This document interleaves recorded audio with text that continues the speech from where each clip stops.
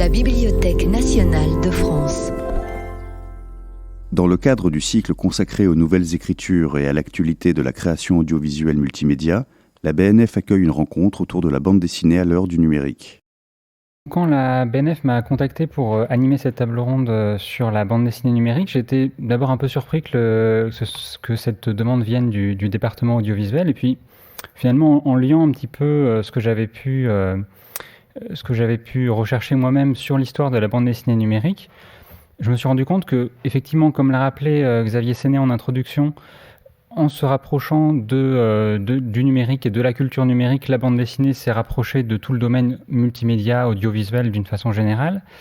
Mais aussi, pour revenir à des choses qui sont un peu plus récentes, il y a eu une tendance forte ces 10 dernières années, petite dizaine d'années, de la part d'un certain nombre d'acteurs de l'audiovisuel à se rapprocher de la bande dessinée numérique et à financer ou bien à créer, à animer des groupes de créateurs autour de bande dessinée numérique. Ça a été le cas en particulier de France Télévisions ou d'Arte, Arte avec Professeur Cyclope par exemple. Et ces deux acteurs de l'audiovisuel ont produit un certain nombre de bandes dessinées numériques. Donc il y a effectivement un lien assez direct entre l'audiovisuel et la bande dessinée numérique.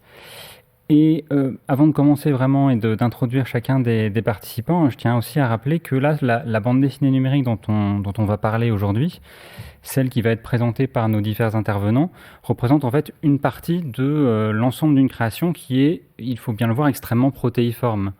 En partant simplement de cases scannées ou bien de bandes dessinées numérisées qu'on peut trouver sur des plateformes comme Isneo, jusqu'à des productions audiovisuelles, voire interactives, assez innovantes. On a vraiment toute une variété en fait à considérer quand on parle de bande dessinée numérique. Donc aujourd'hui, on va plus spécifiquement parler avec nos intervenants d'œuvres qui effectivement ont une certaine proximité avec le multimédia, avec l'audiovisuel, avec l'interactivité. Et ce que je vous propose aussi dans un premier temps, c'est d'oublier un petit peu les catégories toutes faites, parce que là on va parler de bande dessinée numérique un petit peu par facilité, parce qu'on a besoin de rapprocher ces fameuses créations de quelque chose qu'on connaît, donc on dit que ce sont des bandes dessinées numériques. Mais finalement, en fait, ce dont on va parler, ce sont avant tout des œuvres ou des récits numériques, et c'est ça dont il va être question aujourd'hui. Et ça va être un peu ma première question, et ça va être la manière dont je vais demander à chacun des intervenants de se présenter. Au-delà de la présentation de votre activité, quel est selon vous le terme qui va définir le mieux le type de création que vous réalisez ou que vous accompagnez? Je vais poser d'abord la question à Pierre Catan, qui est notamment le fondateur du studio Small Bang en 2012, le studio qui est à l'origine d'une œuvre qui a pas mal fait parler à l'époque, qui s'appelle Falaina, qui était une bande dessinée numérique qui fonctionnait selon un principe de défilement. Donc Pierre Catan, je vous laisse vous présenter et puis me dire un petit peu, selon vous, quel est le terme qui définit le mieux les œuvres que vous réalisez ou produisez. Bonjour, merci beaucoup, je suis très heureux d'être là. Alors, effectivement, moi je suis producteur au sein du studio Small Bang, et Falaina, qui s'écrit P-H-A-2-L-A-I-N-A et qu'on peut encore télécharger gratuitement sur Android et Apple, est une bande défilée. C'est le magnifique terme qu'a trouvé Marietta Rennes, qui est la réalisatrice, l'autrice, la dessinatrice et la co-scénariste de Falaina. Et donc Marietta a fait cette bande défilée, et je trouve que finalement ce terme convient très bien. Les productions de Small Bang sont très protéiformes, elles sont complètement perméables aux cases, au style et au genre. Je pense qu'on a au fil des années souhaité explorer les différentes manières dont on pouvait raconter des histoires, et avec nous toute la scène grosso modo des producteurs et productrices d'expériences numériques qui aujourd'hui se regroupent sous l'ombrelle d'une association qui s'appelle PXN, producteurs d'expériences numériques, et qui compte aujourd'hui plus de 70 membres. Et le contexte du soutien à la création en France est si particulier dans le monde entier parce qu'aujourd'hui, en France, on a non seulement des diffuseurs publics qui, surtout entre 2007 et 2017, ont considérablement soutenu la création numérique, mais le CNC, dès 2007, a apporté un soutien considérable aussi à ces créations, et ça a permis de produire quantité d'œuvres qui sont, je crois, singulières et qui ont fait date et qui ont servi en étant des œuvres exploratoires, un peu expérimentales, novatrices, qui ont servi de recherche et développement pour le compte finalement de toute la création mondiale sur ces œuvres hybrides.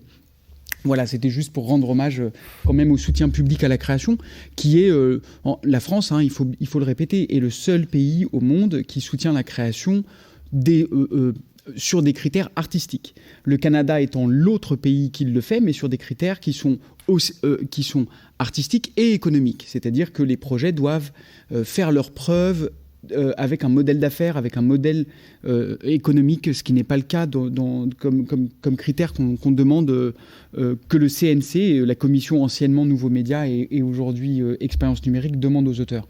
Alors, c'est important de le souligner parce que moi, par exemple, au sein de Small Bang, on a fait systématiquement, exclusivement des projets avec le service public, avec comme soutien le CNC qui est aussi qui sont des fonds publics, et donc tous nos projets sont des projets qui sont accessibles gratuitement, en général en français et en anglais, et je crois que ça aussi, ça aide à ce que les projets en fait, permettent d'inspirer, de passer les frontières, voilà.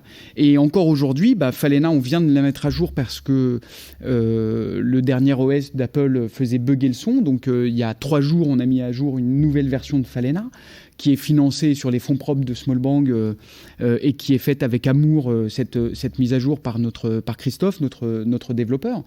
Et c'est une application qui a 5 ans et qui est encore là et que je vais mettre au dépôt légal, promis juré, dès la semaine prochaine, de la BNF, parce que, par exemple, une autre application qu'on a faite qui s'appelle Morphosis, ne va plus être compatible avec l'OS actuel, et il faut là aussi que je fasse le dépôt légal pour que Morphosis survive à l'obsolescence numérique qui, vous avez raison de le souligner, est bien plus importante que, par exemple, pour des médias comme le livre imprimé ou même le son et la radio. Aujourd'hui, je sais pas, j'ai l'impression que 20 ans, c'est l'espérance de vie maximum d'une œuvre numérique. Et c'est déjà quelque chose de très important. Donc voilà, pour répondre à votre question, en essayant de ne pas être trop long, je dirais que Falena, c'est une bande défilée, parce qu'on défile sur la bande. C'est un projet qui a été fait à partir des tablettes et des smartphones, en partant de ce que proposaient des écrans multitouch, c'est-à-dire des écrans sur lesquels on peut appuyer avec plusieurs doigts pour créer une forme de mécanique de défilement. Il faut bien préciser que Falena n'est pas une application interactive au sens où, en fait, il n'y a pas de bouton, des actionnables, comme on dit, qui déclenchent des actions. On est dans une mécanique de lecture, et le fait de faire défiler avec le doigt correspond très exactement au fait de tourner les pages avec un livre papier. Voilà, on prépare une nouvelle bande défilée qui arrivera, je l'espère, en 2023, et qui est l'adaptation de La Horde du Contrevent d'Alain Damasio, en bande défilée, qu'on fait avec une équipe artistique vraiment épatante. On a reçu le soutien du CNC en décembre 2020 pour le développement, et donc on est en train en ce moment d'écrire le scénario et bien sûr de continuer à explorer la grammaire de la bande défilée. Donc il y aura plein de choses qui ne sont pas dans Falena, et pour cette fois j'espère qu'on arrivera à la produire en 10 langues, parce qu'avec 5 langues pont, en fait on peut traduire dans toutes les langues, dans les 36 000 langues vivantes dans le monde, et donc si on en fait 10, peut-être qu'on aura la chance de trouver des traducteurs pour aller vers d'autres langues. Voilà, donc c'est un format qui continue d'être exploré de façon artistique et créative par nos équipes. Merci Pierre. On va rester juste quelques minutes avec vous encore, parce que alors, d'une part, c'est très séduisant cette adaptation de La Horde du Contrevent en bande défilée, ça donne vraiment très envie. Oui, surtout que, pardon, excusez-moi de vous interrompre, mais en fait, on suit donc la Horde du Contrevent, c'est la 34e Horde dans un monde qui est balayé par le vent de l'extrême amont à l'extrême aval, Oui. Et c'est un récit horizontal, puisque il commence à l'âge de 11 ans, le roman se termine, ils en ont en gros 45, et donc pendant 37 ans, ils vont contrer le vent de l'extrême amont à l'extrême aval. Par conséquent, c'est par essence un récit horizontal.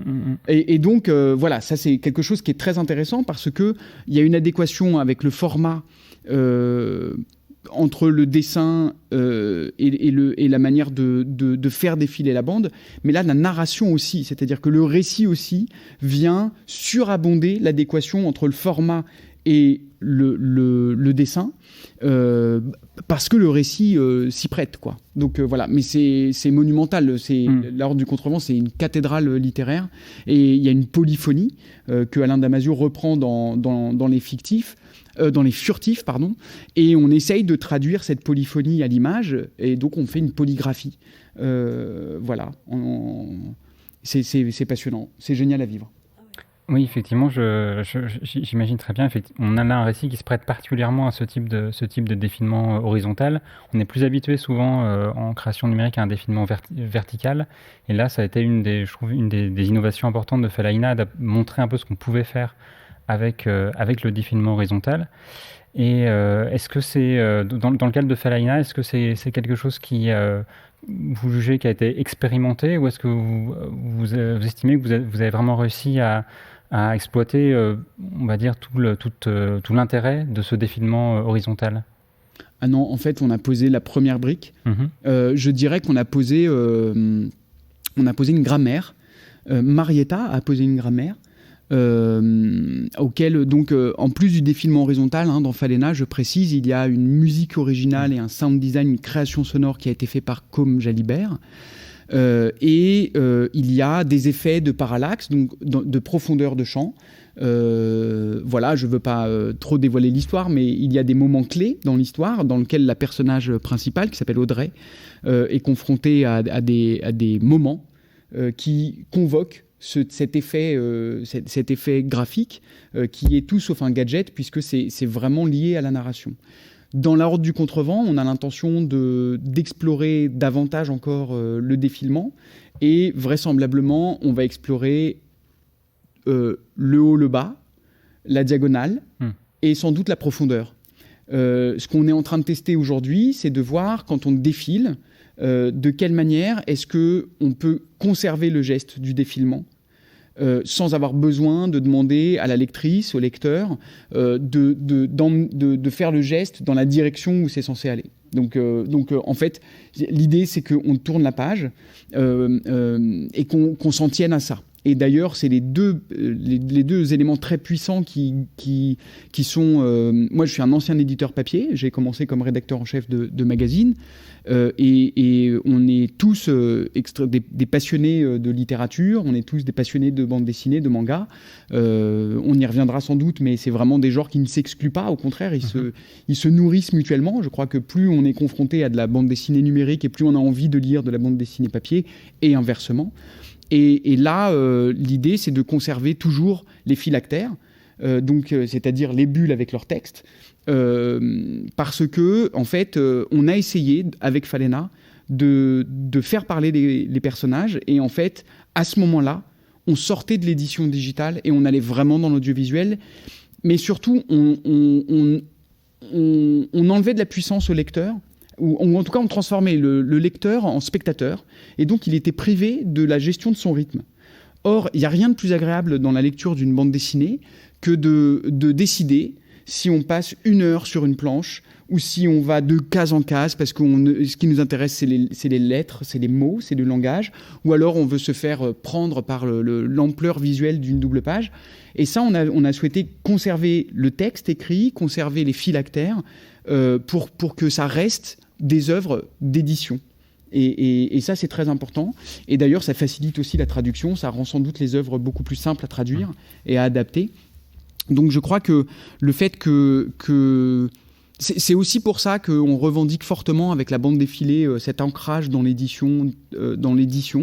Et puis ensuite, on a le droit de dire que c'est des éditions digitales parce qu'il n'y a pas de raison de ne pas le souligner. Mais moi, je me sens dans un métier d'éditeur. Je suis effectivement de facto producteur, parce que à l'intérieur de projets comme Falena ou La Horde du Contrevent, il y a des intermittents du spectacle, il y a des artistes, des collaborateurs, des auteurs. Mais donc de ce point de vue-là, oui, je suis de facto producteur, mais j'ai vraiment profondément ce qui me rend vraiment très heureux dans cette pratique, c'est d'être un éditeur en fait, et de revenir à mes premiers amours. Très bien, merci Pierre. Je laisse les spectateurs un peu imaginer ce dont vous avez parlé, le défilement, le sound design, la parallaxe. Ceux qui ne connaissent pas Falaïna, évidemment, je les invite à télécharger, à aller voir cette œuvre de Mariette Arène. Et on va passer à notre deuxième invité, Camille Duvelleroy, qui, donc vous êtes réalisatrice vous nous direz quoi justement, mais notamment d'œuvres comme vous avez participé à la création de Panama Al Brown, de la saison 2 d'été. Et voilà, je vous laisse vous présenter votre travail et la façon dont vous qualifieriez les œuvres qui sont les vôtres. Alors, je suis réalisatrice, effectivement. Je suis aussi scénariste et autrice. Ça dépend en fonction des projets. En fait, c'est vrai que c'est toujours une question de qualifier ce que je fais, parce que je fais toujours des choses où, en fait, j'invente un nom à chaque fois pour chaque nouveau projet. Des fois, je parle de projet, des fois, je parle de programme. En ce moment, je parle de spectacle, parce qu'en ce moment, j'écris un spectacle. J'ai fait des applications. En fait, j'ai fait plein de choses très différentes. Et à chaque fois, c'est vrai que j'essaye de trouver un nom. Alors, Panama Al Brown, on va dire, c'est une BD documentaire mobile. Mais en fait, c'est bizarre parce qu'elle se déplace pas, elle est faite pour les téléphones. Donc si je dis que c'est pour les téléphones, c'est pas très beau non plus. J'ai fait un feuilleton sur Instagram qui s'appelle Été, saison 1, saison 2. J'ai fait un conte pour enfants, donc je veux dire un conte interactif où il faut dessiner pour que l'histoire se développe. J'ai aussi voilà, donc je fais des choses très différentes. Par contre, ce qui les relie toutes, c'est qu'à chaque fois, c'est exclusivement du numérique. Alors, sauf bien sûr le dernier truc que je fais, c'est un spectacle où là, il y a du vivant, mais il y a aussi du numérique. Ce qui les relie, donc, c'est le numérique. C'est la question de la présence du lecteur et de la lectrice, ou du spectateur, spectatrice, du joueur, joueuse. À chaque fois, en fait, je la prends en compte et je questionne cette présence, qu'est-ce qu'elle va changer dans mon récit. Donc les interactivités, donc pour moi ça devient un récit interactif, sachant qu'un livre pour moi est un récit interactif, c'est-à-dire si je ne tourne pas la page du livre, en fait l'histoire va pas se dérouler. Là où un film au cinéma n'est pas interactif, c'est-à-dire quoi qu'il arrive, le film dans une salle va se dérouler. Et donc il y a plein d'objets interactifs, et moi ce qui m'intéresse, c'est les objets numériques qui créent des récits interactifs, et mon obsession en ce moment, c'est les téléphones portables. Donc c'est d'imaginer des récits qui, si je les raconte dans un téléphone, qu'est-ce que ça change ? Donc ça change quoi dans les usages, ça change quoi dans la diffusion, dans la réception ? Ça veut dire que j'accepte le contrat que, en fait, je n'ai aucun moment dédié pour que les gens lisent ce que j'ai imaginé ou réalisé. C'est-à-dire que d'imaginer un feuilleton sur Instagram, en fait, la personne peut le lire dans un métro, dans son lit, alors peut-être pas sous la douche, j'allais dire sous la douche, mais ça marche pas. C'est-à-dire, il n'y a pas d'usage. J'ai pas de contrat, j'ai aucun usage, j'ai pas de contrat avec le lecteur. Par contre, j'essaie de m'appuyer sur leurs usages du numérique dans leur quotidien pour essayer de proposer des récits qui vont aller détourner, en fait, les plateformes qui existent aujourd'hui. Donc quand j'imagine un récit sur Instagram, c'est pas parce que je trouve qu'Instagram est un espace formidable et qu'il faut tous aller sur les réseaux sociaux, c'est parce que je pense qu'on y passe énormément de temps chacun, que c'est un espace de récit, de fiction, où on se fictionne beaucoup soi-même.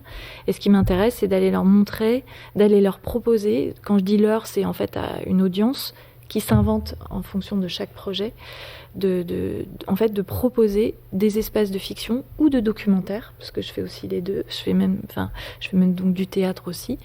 Voilà, je fais plein de choses très différentes, mais à chaque fois, j'essaye de questionner comment je vais le diffuser, cette diffusion, qu'est-ce qu'elle crée dans ma narration, cette narration, comment je vais la réaliser et quel format, c'est-à-dire est-ce que ça va être de la vidéo, est-ce que ça va être du dessin, est-ce que ça va être une intervention en live sur Twitch, il y a 1000 possibles à chaque fois, mais toujours dans le numérique. Oui, c'est ça qu'on sent dans ce que vous expliquez, c'est la variété en fait des possibles et de l'ouverture que vous vous donnez pour chacune des œuvres, pour chacun des projets. Et vous parlez de détournement, vous avez dit que, notamment à propos d'Instagram, est-ce que vous pouvez développer cette question je trouve que le terme est intéressant. Oui, parce que en fait, quand on pense à Instagram, par exemple, il y a de la bande dessinée qui existe sur Instagram et qui utilise Instagram comme un espace de diffusion, comme un espace où on essaye de voir si telle planche fonctionne, etc. Donc je comprends tout à fait ce travail-là pour des auteurs de BD papier. Alors, en général, je dis classique, moi, mais ça ne veut pas dire qu'ils ne sont pas modernes. Hein, mais moi, c'est pas ça qui m'intéresse. Ce qui m'intéresse, c'est de comprendre à quoi sert Instagram, à quel moment on rentre dans la vie, ça rentre dans notre vie, quelles sont les mécaniques qu'Instagram met en place pour nous capter notre attention et nous détourner de ce qu'on pourrait faire d'autre. Et moi, je vais aller mettre de la fiction dedans. Et Instagram ne veut pas du tout, ça ne les intéresse pas, les comptes de fiction. Quand nous, on a lancé Été, Instagram s'en fichait, mais complètement, quoi. C'est-à-dire, on leur avait signalé qu'on allait lancer ça. Il y avait quand même Arte qui est en coproduction, donc c'est intéressant. Ils en avaient rien à secouer. Et par contre, quand ils ont vu que ça marchait super bien, après, on a eu le prix, je sais pas quoi, où ils viennent avec une machine à bonbons dans ton agence, et puis tu dois, enfin, dans la société de production qui avait produit, et puis il faut se prendre en photo avec les bonbons Instagram. Et donc ça, et là, en fait, je sais que Instagram n'est pas fait pour être un espace où on va diffuser des séries. Enfin, c'était pas fait pour ça il y a 4 ans, quand on a fait Été en 2017, il y avait pas, on n'imaginait pas ça pour ça.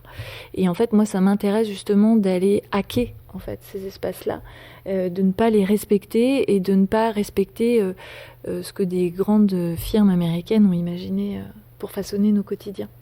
Donc, qu'est-ce que je vais aller faire chez eux pour les embêter, quoi. Oui, effectivement, d'autant plus qu'avec ces œuvres, en introduisant une fiction dans Instagram, vous interrogez aussi ce qui n'apparaît pas comme de la fiction au départ ou comme de la narration et qui en est. Absolument, et c'est aussi je respecte profondément tous les gens qui utilisent Instagram et qui racontent plein de choses, parce qu'en fait, moi, je trouve ça super beau, tout ce qui se passe aussi, c'est très intéressant, mais il faut aussi garder un regard critique et se dire, si moi, je veux proposer une fiction, et les gens ont adoré, en fait, avoir de la fiction dans leur flux quotidien, leur flux de stories, enfin, il n'y avait pas beaucoup les stories encore en 2017, mais les gens, en fait, sont hyper disponibles pour du récit. Il y a plein d'espaces qui sont libres et qui sont à investir. Et en fait, il faut juste y aller, quoi.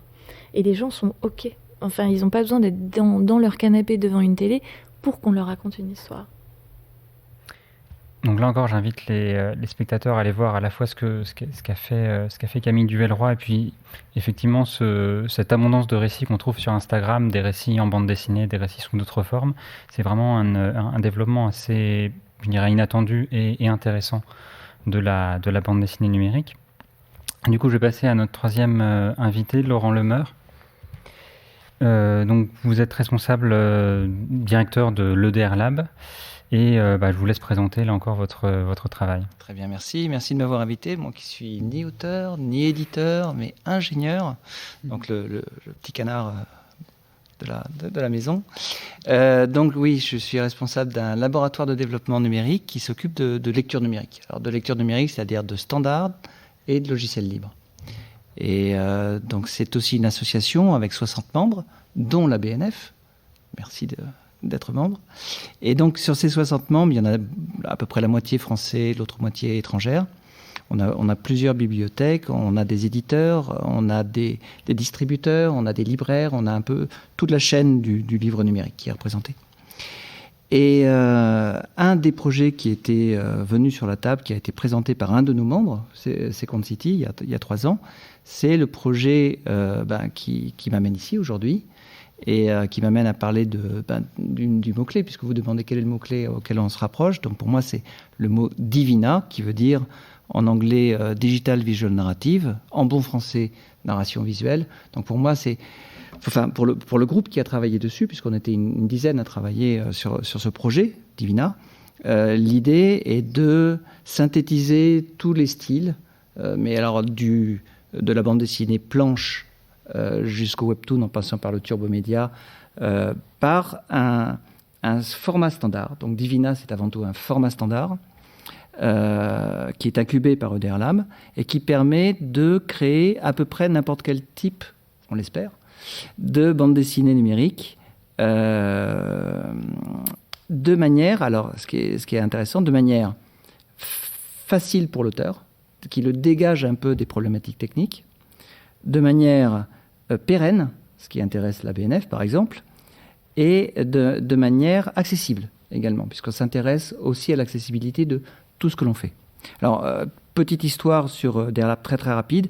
On a été créé pour développer le format roi de la lecture numérique qui s'appelle le format EPUB, qui est un format libre, qui est donc l'antithèse des formats fermés d'Amazon, par exemple. Et on a été créé pour s'intéresser au développement de ce format EPUB. Et EPUB, on a beaucoup de bandes dessinées, des planches numérisées, qui sont distribuées aujourd'hui dans ce format EPUB 3, la version actuelle de l'EPUB.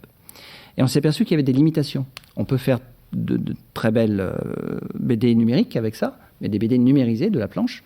Mais dès qu'on s'intéresse à quelque chose qui est plus dynamique, qui se rapproche plus de ce que Camille a fait avec Panama Albron, ou plus de Falaïna, le format EPUB n'est pas du tout adapté. Pas d'animation, pas de son, rien. Si son, on peut. Mais les animations, impossibles. Les transitions, impossibles. Il y a plein de choses qui manquent. Donc, l'idée de ce membre, Second City, et du coup, du groupe de travail qui s'est créé autour, ça a été de créer un format qui puisse donc faire à peu près n'importe quel style, y compris le webtoon, et qui nous permette de faire des outils de lecture libres, gratuits, puisque ça, c'est notre métier aussi, de faire de l'outil de lecture, et qui permettent à des partenaires de faire des outils d'édition, des outils auteurs, qui dégagent du coup les auteurs de leur travail technique.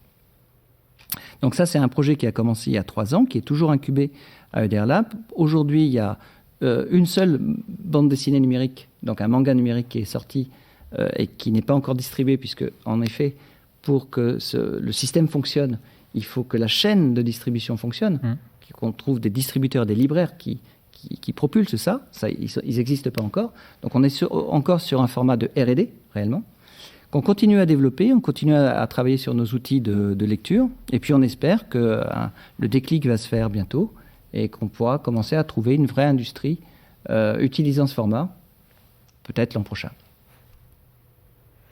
Merci Laurent. Alors effectivement, vous représentez en quelque sorte les enjeux techniques de la bande dessinée numérique, cette question du format. D'après la perception que vous en avez pour l'instant, quelle est la réceptivité des acteurs de la bande dessinée numérique, que ce soit les éditeurs, les producteurs ou les créateurs, à cette question justement du format numérique dans lequel ils élaborent leurs œuvres? Alors c'est encore naissant, vraiment naissant, parce qu'aujourd'hui, en fait, on a un marché installé qui est celui de la bande dessinée numérisée, la planche. Donc celui-là, il fonctionne à petite échelle en Europe, mais il fonctionne. Et puis on a le marché du webtoon, qui est complètement différent et qui, lui, commence à monter très fort. Enfin, on en reparlera sûrement plus tard. Et le marché du webtoon, c'est un marché très industriel, et on en parlera, mais très, très simple, en fait, techniquement. Et le marché de la bande dessinée numérisée est finalement, lui aussi, relativement simple. Donc, quand on monte un petit peu dans la fonctionnalité, dans la complexité, on n'a pas encore beaucoup d'auteurs qui mordent, qui s'y intéressent, et on n'a pas beaucoup encore d'éditeurs qui sont prêts à jouer le jeu, puisqu'il n'y a pas encore beaucoup de marché. On voit bien que des œuvres les plus intéressantes, Falaïna, Panama Albron, ça a été subventionné par le CNC. Ce n'est pas des œuvres à marché, c'est des œuvres d'art et d'essai ou de recherche et développement aujourd'hui encore. Donc non, le marché n'a pas encore vraiment pris là-dessus. Donc il faut espérer que en appuyant sur les acquis de toutes ces belles expériences et de ces projets qui sont en train de monter là, on va avoir de plus en plus d'intérêt des éditeurs et des libraires pour le faire. Alors on s'attache à quelque chose. Aujourd'hui, il y a une sorte de floraison.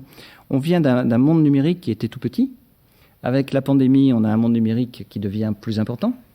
On a une explosion des livres audio, auxquels EDR Lab s'intéresse aussi, avec un standard de livre audio également. Et donc, après le texte, après la musique, il reste l'image. Et donc l'image, pour nous, c'est vraiment un marché énorme en devenir.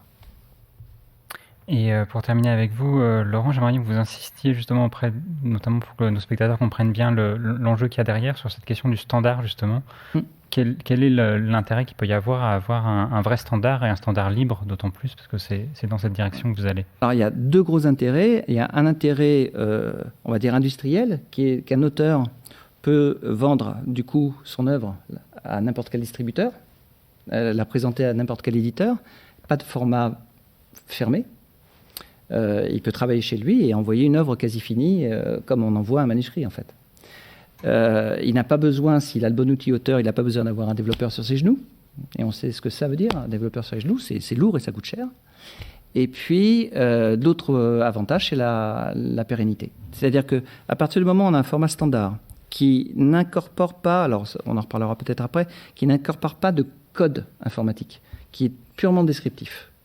On a quelque chose qui ne va pas durer 5 ans, qui ne va pas durer 10 ans. Oui, monsieur, il va durer 100 ans.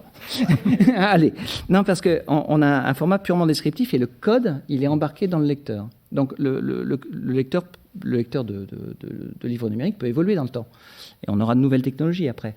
Mais ce que contient l'œuvre, c'est uniquement des choses descriptives qui sont du style « passe-moi de telle image à telle image, avec telle transition, fais-moi telle petite animation », des choses qui seront traduites en code informatique encore dans 100 ans sans problème. Donc 3 choses,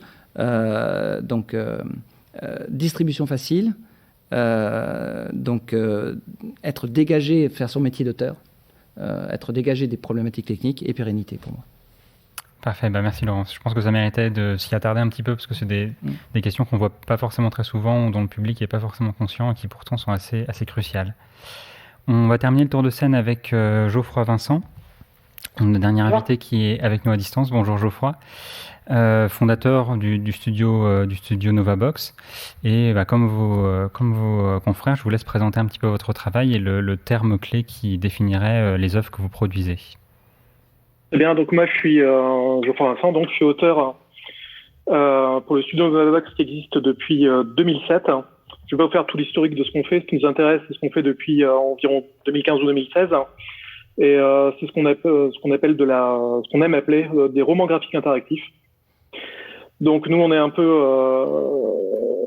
à la croisée des chemins entre différents univers. D'un côté, il y a le jeu vidéo. Nos projets sont vendus sur les plateformes de jeux vidéo, donc en quelque sorte, on peut dire que c'est des jeux vidéo. Il y a l'aspect narratif qui est quelque part hérité de je sais pas si vous avez connu ça, c'est les livres dont vous êtes le héros, la narration interactive où on va faire des choix dans l'histoire qui vont amener sur différentes hypothèses de scénario. Et le troisième élément, c'est les éléments visuels, c'est la bande dessinée, évidemment, parce que on a une représentation en images qui se rapproche de plus en plus de la bande dessinée avec des phylactères, avec une mise en scène qui va être vraiment proche de ce qu'on fait en bande dessinée. Donc voilà, on a sorti 3. Le premier s'appelle Along the Edge. Le second Survive en 2018. L'an dernier, on a sorti Cross the Bruise. Actuellement, on travaille sur un prochain projet qui verra le jour, qui sortira probablement en 2022. C'est encore un peu tôt pour en parler. On aura des choses à dire à partir de l'automne cette année. Voilà. Et ça m'intéresse de savoir un petit peu, donc parmi les activités du studio, il y a effectivement ces romans graphiques interactifs, pour reprendre le terme que vous utilisez. Quels sont les autres types de jeux vidéo ou d'œuvres que vous réalisez au sein de Novabox ? Alors, on fait vraiment que ça en jeux vidéo. On est une petite structure. Pour parler un peu de financement, je vais rebondir sur ce que disait Pierre Catan tout à l'heure. Effectivement, on a la chance en France de bénéficier de financements publics qui sont vraiment très très intéressants pour ce genre de création numérique. Ça nous permet d'être peut-être un peu plus expérimentaux, d'être un peu plus RSE que dans d'autres pays. Nous, on a travaillé par le passé avec des fonds CNSEC, le fonds FJV, pour être aussi fondé de jeux vidéo, d'une part, et on travaille aussi avec la région Nouvelle-Aquitaine qui nous finance une partie de nos productions, et ça fait une grosse différence. L'autre partie est financée par l'autre activité du studio, mais on n'est pas du tout dans la création. C'est vraiment de l'activité de SS2I que peu de mes associés chapeautent avec brio, qui nous apporte le reste des fonds pour faire tourner notre petite structure. Voilà. Et évidemment, on a les recettes des jeux, mais des projets qu'on réalise. On n'a pas la possibilité de le faire gratuitement. Il faut quand même on est autoproducteur, c'est nous-mêmes qui finançons en dehors des subventions publiques, on finance et on produit et on distribue nos projets. Donc il faut quand même qu'on ait des entrées d'argent pour pérenniser cette structure. Donc on a quelques entrées, mais pour l'instant ça reste très niche. Ça se rentabilise, mais c'est une rentabilité au bout de 5 ans ou 6 ans avant que le projet se rembourse. Voilà. Parfait, merci Geoffroy. Je vais rester un petit peu avec vous pour poser une première question et j'invite les autres intervenants à intervenir par la suite s'ils veulent aussi apporter une réponse. Dans les créations qui sont les vôtres, hein, le terme que vous mettez en avant, c'est celui de roman graphique interactif, donc une référence directe à un genre de la bande dessinée imprimée. Pour vous, la référence à cette tradition de la bande dessinée imprimée, est-ce qu'elle est, à quel point elle est importante dans les créations que vous réalisez? Et finalement, qu'est-ce que vous en gardez quand vous vous lancez dans un projet? Je pense qu'elle est importante à plusieurs niveaux. Le premier, c'est, je pense que une des caractéristiques fortes de la bande dessinée par rapport aux autres médiums de narration, c'est, on pense au cinéma par exemple, ou au cinéma d'animation. On reste maître de notre vitesse de lecture en fait avec la bande dessinée. Le montage est fait vraiment par le lecteur qui va avancer à la vitesse qu'il souhaite. Dans ce récit, comme dans un livre, mais avec les aspects visuels qui sont présents. Et ça, c'est un truc qui est extrêmement important pour nous. Les projets qu'on fait sont des projets qui sont lus et dans lequel on progresse à la vitesse que l'on souhaite. C'est un premier parallèle avec la bande dessinée qui nous semble important. Il y a les thématiques qui sont importantes également, parce qu'on parle de romans graphiques, on pense souvent à des expériences, des narrations qui sont en one shot, c'est pas des séries de bandes dessinées comme peuvent être les Tintins, les Astérix ou des choses plus feuilletonnantes. Donc on se rapproche de ça du roman graphique et aussi par rapport au caractère peut-être plus adulte et plus sérieux de ce qu'on fait, qui est pas destiné forcément à un jeune public, qui est plutôt destiné à un public adulte. Et on y accole derrière le terme interactif parce que les choix qu'on fait, on fait des choix dans l'aventure. Pendant la lecture qui vont impacter le déroulement du récit. Parfait, merci. Donc effectivement, cette question du contrôle du défilement, en quelque sorte, qui fait partie de ce que vous en gardez. Les autres participants, pour vous, que représente cette tradition de la bande dessinée imprimée dans ce que vous réalisez? Je sais pas, Pierre, par exemple, est-ce que... Elle est majeure. Elle est majeure. La première fois, donc Marietta Rennes, l'auteur de Falena, m'a contacté. On avait travaillé précédemment sur un film que j'avais produit pour Canal+, un long métrage documentaire en animation sur les cosmogonies, qui s'appelle Les Terres Imaginées, qui a été diffusé sur Canal+ en 2011. Et Marietta avait travaillé dans l'équipe du film.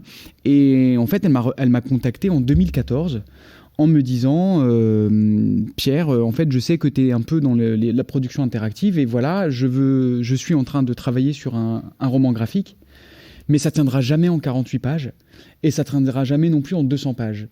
Et en fait, mon histoire, elle est tellement longue que en fait, j'ai calculé que si je mets les cases côte à côte, ça fera 1,8 km.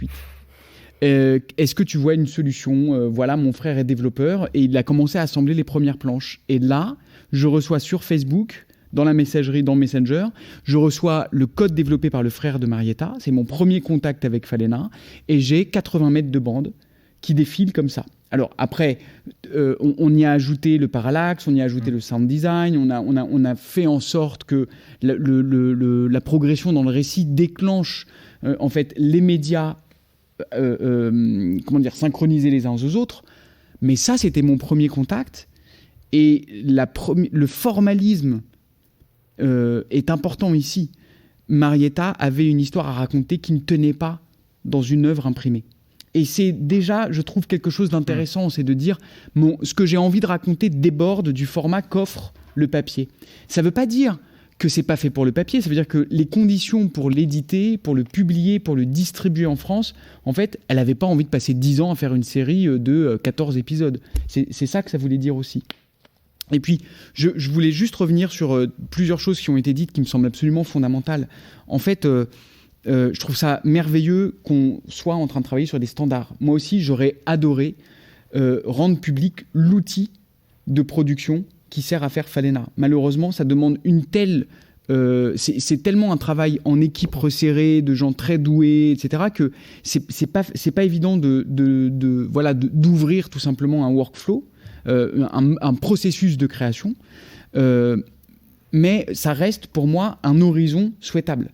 C'est-à-dire qu'avec la Horde du Contrevent, mais peut-être que Divina y arrivera avant et ce sera merveilleux, j'aimerais bien que en fait, les auteurs de bande dessinée, qu'ils soient scénaristes ou dessinateurs, puissent avoir effectivement les moyens de production de leurs propres œuvres.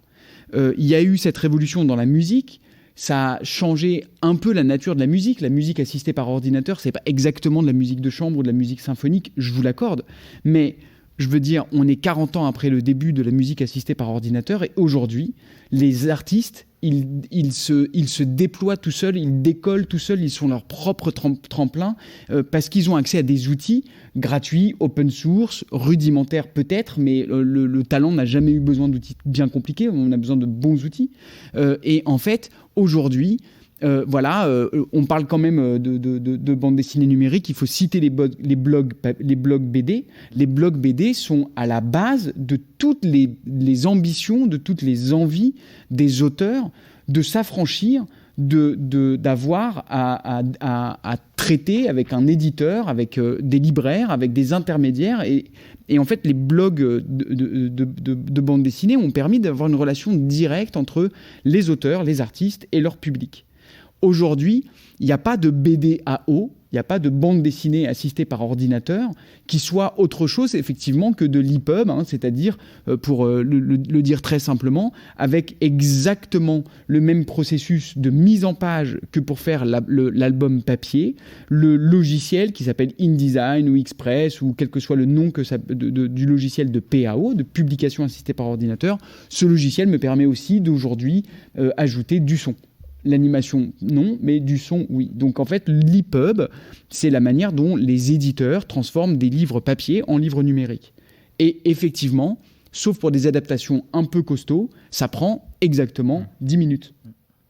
Et même s'il n'y a pas de production, il n'y a pas d'impression, il n'y a pas d'acheminement des livres, des BD vers les libraires prennent 30%. Les stores aussi, Apple et Google prennent 35% de la transaction. Il n'y a pas de retour et de pilon, etc., etc. Et malgré ça, ça coûte à peu près le même prix. Et aujourd'hui, on est dans un contexte où la BD papier et la BD numérique, un PDF, en fait, pour dire les choses vulgairement, coûtent le même prix. Personnellement, je choisirais toujours la BD papier. Il n'y a aucun avantage, si ça coûtait 10 fois moins cher, j'irais sans problème du côté du PDF. Mais à part quand je suis bloqué chez moi en confinement et que les librairies sont fermées, évidemment, heureusement, c'est une période révolue. Mais à part à ce moment-là, voilà, j'ai acheté des BD en papier, j'ai acheté des BD numériques à ce moment-là, mais sinon, je choisis toujours de préférence pour un contenu identique le papier au numérique parce que moi j'adore le papier. C'est pas du tout la même chose que pour Novabox. Alors là oui, c'est intéressant parce que on travaille sur un média qui a ses propres, qui a son véhicule différent du véhicule du papier. Le livre dont on est le héros, en fait, entre le livre dont on est le héros et le roman graphique interactif de Novabox, à choisir entre les deux, je pense que le roman graphique interactif de Novabox est beaucoup plus approprié à ce type de narration en double diamant qui est une arborescence qui emprunte aux jeux vidéo mais qui n'est pas exactement une arborescence super complexe de jeux vidéo et qui permet en fait de déployer une narration à choix multiples. Je parle évidemment sous le contrôle de notre ami, mais voilà, là le médium numérique est plus adapté que le livre papier où il faut tourner toutes les pages. Même si, évidemment, on a tous énormément de nostalgie pour les gens qui sont nés comme moi dans les années 70. On a grandi avec et c'était un langage qui nous a apporté énormément, même par rapport à la littérature, en fait, et même par rapport à la puissance qu'on peut avoir par rapport à un récit, en fait. Là, tout à coup, on pouvait circuler dans le récit, on pouvait choisir. C'était absolument merveilleux et je trouve que c'est génial de pouvoir aujourd'hui l'exploiter en format interactif. Mais ce que je voulais dire à la fin, c'est que même les webtoons en Asie, qui sont vraiment une production gigantesque avec un marché... en fait, en vrai, c'est le marché des jeunes. Et en vrai, c'est aussi parce que ce sont des histoires. Les webtoons, je ne sais pas s'il faudrait qu'on explique un peu plein de choses pour pas perdre du monde. Mais les webtoons, ce sont des mangas qu'on fait défiler dans le sens du haut vers le bas. Du haut vers le bas, voilà, et qui se lisent sur téléphone. Et sans rupture entre les images. Sans rupture entre les images. Donc il y a une continuité, il y a un défilement continu.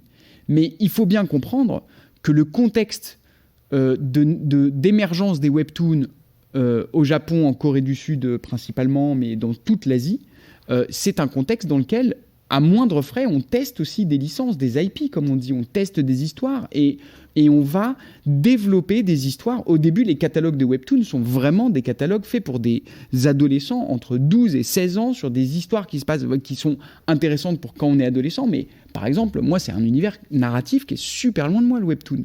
Pourtant, c'est un usage qui est complètement celui d'aujourd'hui. Et c'est intéressant de voir qu'il y a une webtoon par la suite, oui. Parce que je pense que c'est... Ah oui, on en parle après, évidemment. c'est un élément assez décisif, mais je vais quand même rebondir sur ce que vous avez expliqué sur cette question justement de l'appropriation technique qui peut y avoir de la part de l'auteur, et poser la question peut-être en particulier à Camille. Pour vous, quel est le niveau de maîtrise technique finalement qu'un créateur de bande dessinée numérique doit avoir?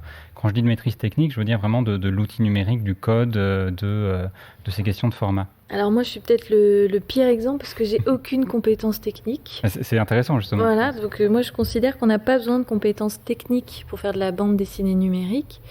Par contre, on a besoin de savoir questionner le média bande dessinée papier et de savoir en sortir pour, en fait, à partir du moment où je le passe en numérique, ça veut dire que c'est pas pour le diffuser autrement, donc de faire de l'EPUB et de faire la planche que je fais de la même manière en numérique, c'est qu'est-ce que ça veut dire si je réfléchis à un récit qui va se lire sur une tablette ou alors sur un ordinateur ou sur une Switch ou sur un téléphone.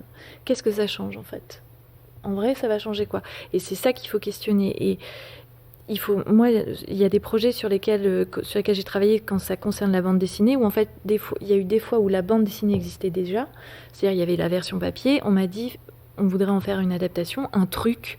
Parce que c'est bien de dire un truc, comme ça, je fais des trucs, en fait. J'ai trouvé. Donc d'en faire un truc, ou alors des fois, j'ai l'idée avec été, ou carrément du format, de tout. De la coquille en fait, et quand on a le format papier qui existe, en fait pour moi ce qui est super important, déjà c'est hyper important qu'il existe, mais ce qui est très important c'est de savoir le trahir. Pour faire une bonne adaptation, c'était Zabou Bretman qui a dit ça dans une émission et j'ai trouvé ça hyper juste. En fait pour faire une bonne adaptation il faut savoir trahir l'œuvre originale. Donc ça veut dire qu'il faut savoir casser les cases, il faut casser le récit, il faut trouver un autre rythme. On ne va pas faire les mêmes introductions, on ne va pas rentrer de la même manière dans un récit qui en fait doit vous happer en moins de 15 secondes. Parce que dans le numérique, c'est quand même ça. Quand on n'est pas dans des applis fermées, c'est-à-dire dans un récit où on sait qu'on en a pour 45 minutes comme dans Panama Albron, même si l'enjeu de l'introduction est hyper important, c'est-à-dire que moi j'ai très peu de temps pour convaincre, pour que les gens restent lire, là où quand tu as ouvert ton livre, tu connais l'objet, tu vois le nombre de pages et tout, donc tu sais à peu près combien de temps... Enfin, tu sais que c'est là, donc tu vois ce qu'il te reste à faire. Et dans le numérique, il y a d'autres... Le rythme du récit est différent, la construction est différente, et c'est ça qui est intéressant à questionner. Après, les connaissances techniques, on n'a pas besoin... Moi, je ne sais pas coder.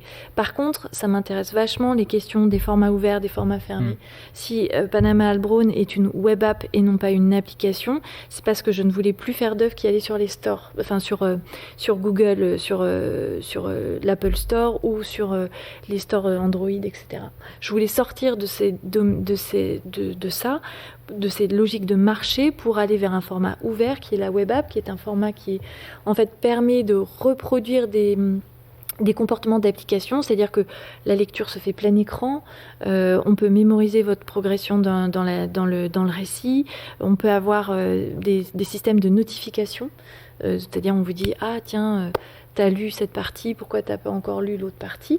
Donc c'est de créer une communication avec le lecteur aussi, ou même une injonction à la lecture, un peu des fois on a le droit.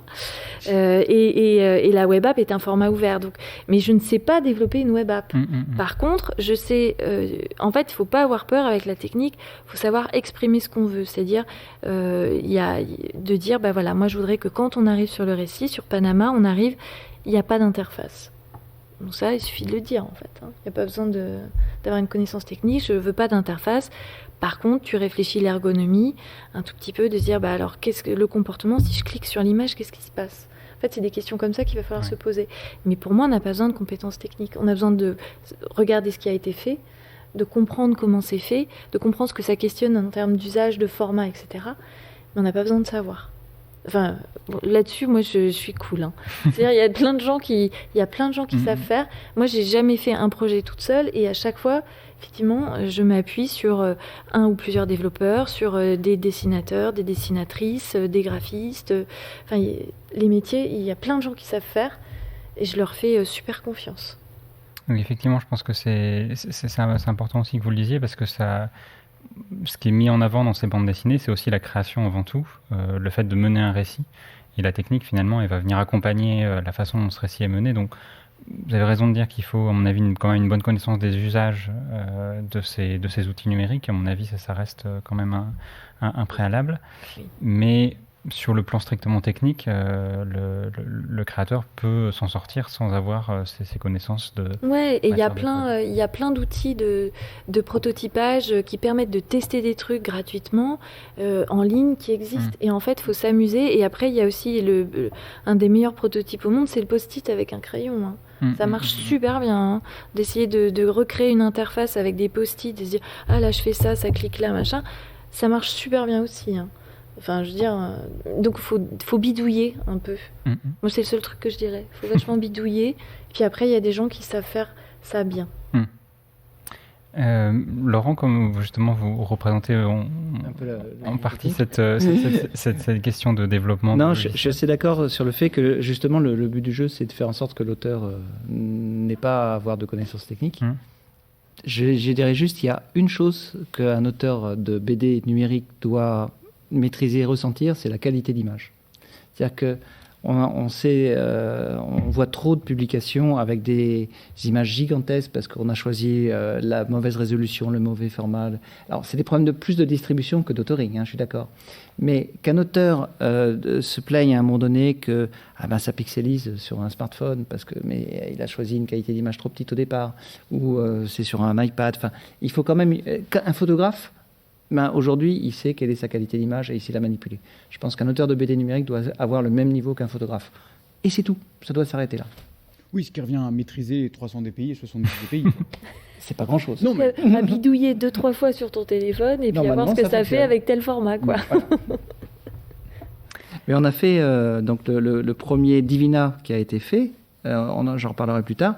Il a été fait avec un auteur qui avait déjà de l'expérience numérique, mais bien sûr... pas sur ce format, puisque c'est un format naissant, mais pas sur les outils qui allaient l'accompagner, parce que c'était des outils naissants.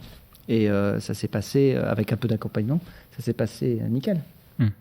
Il a fait ses dessins au départ à la tablette, il les a livrés, et il a joué lui-même avec l'ébauche de l'outil, et tout s'est super bien passé. Parfait, je pense qu'effectivement c'est un bon exemple à donner.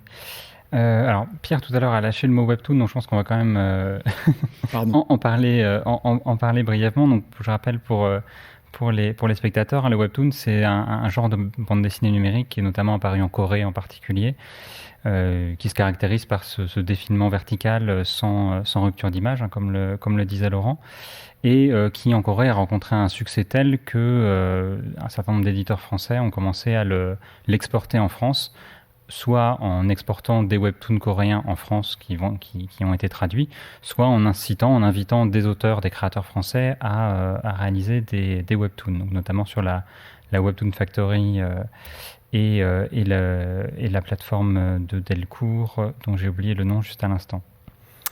Ce nouveau type de création qui, pour le coup, pose aussi la question justement de l'exploitation et du financement de la création, parce que c'est aussi pour ça qu'il a été exporté en France.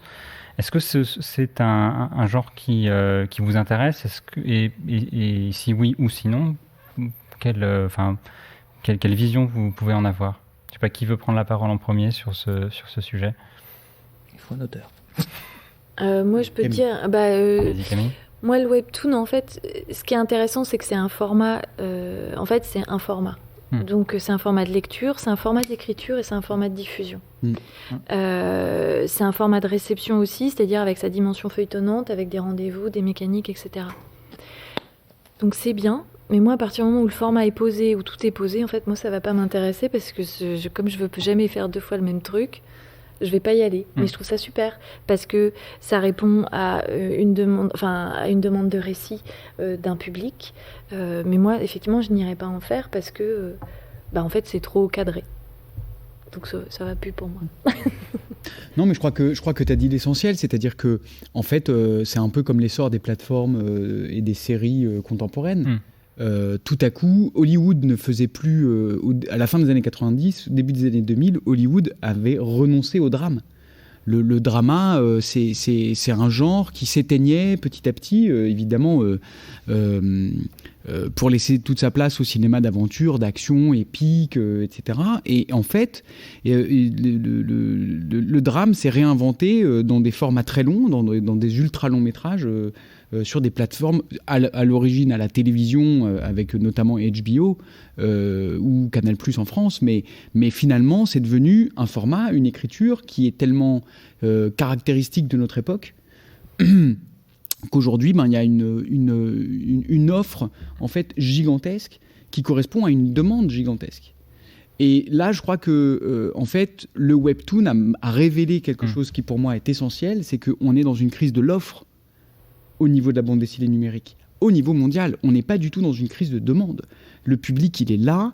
On a grandi avec les bandes dessinées. Ça fait plusieurs générations où on a grandi avec les bandes dessinées. Les adolescents d'aujourd'hui, c'est complètement incroyable de considérer que ce sont des médias qui sont destinés à une catégorie d'âge, par exemple.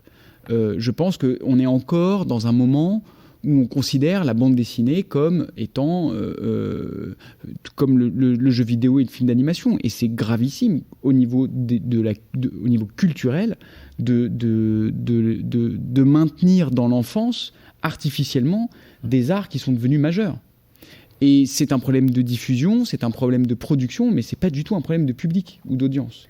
Aujourd'hui, en France, en Europe, on a quand même une culture, ça fait 25 ans qu'il y a les Simpsons, 25 ans qu'il y a South Park, qui est quand même l'émission satirique hebdomadaire sur la vie politique. Et aujourd'hui, on continue chez les diffuseurs européens de considérer que le film d'animation, et ça s'appelle du dessin animé, que c'est destiné aux enfants. Et on peut très difficilement et très rarement produire des longs métrages ou du dessin animé pour enfants. Pour adultes, la bande dessinée, c'est un peu pareil. Donc moi, ce que j'adore dans le webtoon, c'est la manière dont s'enclenche et se rencontre une offre et une demande. Et ce que j'allais dire avec le webtoon, voilà, ici on est dans une salle, donc on va prendre l'exemple du cinéma et de la salle de cinéma. Il y a 1000 dispositifs possibles de projection pour un public d'un film. Il y a à un moment donné une convention qui dit que dans une salle, à peu près comme celle-ci, avec des gradins qui vont du haut vers le bas pour que les gens ne se gênent pas, et que tout le monde regarde le même écran de façon synchrone, dans le noir, avec un espèce de code qui fait que c'est plus ou moins silencieux pendant ce moment-là, là, il y a la salle de cinéma. Nous, les projets qu'on porte, ils ne transportent pas que en exploration, je veux dire. Ils ne transportent pas que le film qu'on voit. Ils transportent l'idée qu'on peut se faire de ce que serait la salle pour visionner le film. Alors, pardon, je suis parti dans une métaphore un peu compliquée, mais C'est ce que je crois, tu voulais dire, Camille, c'est-à-dire qu'en fait, on doit encore trouver la salle, on doit encore trouver à la bande dessinée numérique son écrin d'utilisation, son écrin d'usage pour ceux qui l'utilisent, enfin, pour les spectateurs, pour les lecteurs et les lectrices, mais pour les auteurs aussi. Et c'est hyper important. Moi, j'ai beaucoup voyagé avec Falena, avec le projet Falena, j'ai voyagé autour du monde, partout. Et partout, j'ai rencontré des scènes créatives, jeunes, ultra talentueuses d'artistes et d'auteurs qui n'ont aucun débouché dans leur pays. Zéro. Il n'y a pas de librairie, il n'y a pas d'éditeur, il n'y a pas de production dans leur langue. Toutes les BD qu'ils lisent, c'est dans une autre langue. Et ils le lisent eux parce qu'ils ont été à l'école d'art ou parce que ça tourne sous le manteau, mais on est à un niveau... et il y a les éditions sont dans des états qui ne permettent pas la mise en marché de leur propre production. Donc l'enjeu de faire aboutir des outils comme fait Laurent, c'est un enjeu de civilisation culturelle pour les 40 ans qui viennent. Il faut que les artistes, partout dans le monde, puissent produire leurs œuvres et les mettre à disposition du public. Aujourd'hui, un musicien peut le faire. Et un musicien n'a plus besoin de label. Je dis ça, c'est hyper provocateur, mais je veux dire, il y a plus... mais les chroniqueurs à la télé d'aujourd'hui, c'est des youtubeurs qui ont réussi. Enfin, il n'y a plus d'autre manière de recruter des talents à la télévision que de passer par YouTube. Moi, quand j'avais, il y a 20 ans, ça n'existait pas. Et c'était pas comme ça, en fait, qu'on arrivait dans le monde de la culture et qu'on débarquait à la télé pour faire une chronique sur une émission de grande écoute sur une chaîne hertzienne. Aujourd'hui, oui, c'est comme ça que ça se passe. Et... Après, oui, allez-y Camille. je voulais juste, tu sais, sur les webtoons, alors je sais plus comment elle s'appelle cette plateforme de Delcourt, effectivement, mais je me souviens plus. Mais en fait, il y a t'as plein de cibles différentes, et moi j'en ai lu plusieurs. Et il y en a aussi qui s'adressent aux adultes, en fait. Cool. Mais tu vois, c'est vachement, mais c'est une approche où tu vas avoir des récits d'horreur, des récits d'amour, des récits fantastiques, tout ça. Et voilà, c'est par genre, et il y a vraiment une segmentation par genre, et il y a aussi par âge. Et alors après, non, par contre, ce qui va pas dans le webtoon, mais je me permets juste, c'est la rémunération des auteurs et des autrices. Il y a effectivement parce que j'ai entendu des choses et je trouve ça assez scandaleux comment on les sous-paye alors qu'ils doivent faire une production en très très peu de temps et produire très régulièrement. Alors je veux bien que ça porte des talents, mais il y a un moment, il faudrait aussi les soutenir financièrement un petit peu mieux. Et effectivement, le webtoon a eu cette intention je pense, de générer une forme de modèle de standardisation, de modèle économique aussi. Mais comme vous dites, ce modèle économique, il faut qu'il soit aussi il faudrait que l'auteur et les autrices soient payés correctement, quoi. Quand même. Et donc, précisément sur cette question du modèle économique, vous l'avez un peu dit quand vous avez présenté vos différents projets. Vous avez pas mal dit que voilà, le soutien public, le financement public tenait une part importante dans l'ensemble de vos projets.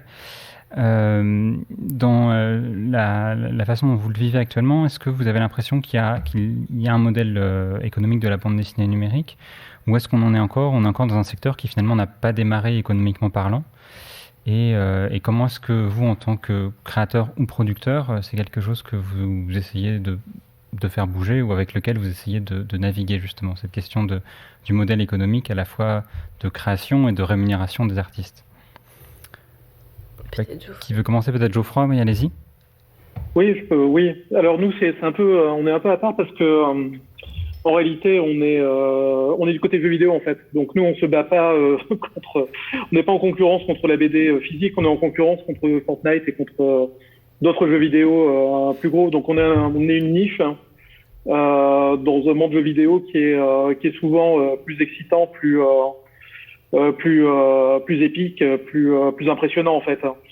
Donc voilà, je pense que je pourrais pas répondre à la question sur le côté de la BD numérique. Sur le côté du jeu vidéo, effectivement, les financements publics sont importants parce qu'on fait des projets qui sont quand même à forte valeur culturelle et artistique. Enfin, j'espère, on essaye en tout cas. Et ils auraient du mal à exister dans cette concurrence-là et exister à un bon niveau sans une aide institutionnelle et publique, effectivement. On aurait du mal à être en compétition avec les gros jeux, quoi. La chose que ça fait en réalité, ces financements, c'est que ça nous abaisse le nombre de ventes nécessaires pour rentabiliser en fait finalement. Donc on peut se permettre de faire des choses plus expérimentales et plus niches, hein, où il faudrait qu'on fasse des jeux qui seraient plus grand public si on n'avait pas ces aides-là en réalité. Où on échouerait. On ne pourrait pas faire le suivant parce que on n'aurait pas réussi à récolter suffisamment de fonds pour pouvoir financer le prochain projet. Et alors, je crois que c'est Laurent tout à l'heure qui parlait justement d'une phase de recherche et développement. On était encore dans ces œuvres, alors art et essai, recherche et développement, c'est pas exactement la même chose, mais qui en tout cas sont aussi plus dans l'expérimentation. Laurent, vous qui observez justement, qui côtoyez aussi des acteurs économiques de ce secteur, qu'est-ce que vous en pensez de cette question du modèle économique ? Alors, je vais répondre sur 2 plans différents. Alors, sur le plan de mon laboratoire, il est financé privé et public, plus privé que public, déjà. Il est plus financé par les éditeurs français que par le public, mais il est quand même soutenu par le public. Bon. Et sur le projet Divina, d'ailleurs, c'est le CNC aussi qui m'a financé, un petit peu. Et donc, c'est vous qui m'avez donné l'idée, parce que quand j'ai vu les financements qui venaient vers le type de BD, je me suis dit, ça pourrait intéresser le CNC quand même. Donc, il y a aussi un peu, c'est du côté, ça se pose encore un peu du côté audiovisuel, plus que du côté du livre, ce genre de choses aujourd'hui, hein, quand même. Et en fait, par contre, si on parle d'économie, de marché, pour le projet Divina, j'ai récupéré quelques chiffres internationaux qui sont quand même assez intéressants. C'est-à-dire que quand on va aux US, le marché numérique, c'est 90 millions de dollars. Donc là, le comics numérique. Sur un marché global d'1,2 milliard de dollars. Donc c'est petit, quoi. C'est moins de 10%.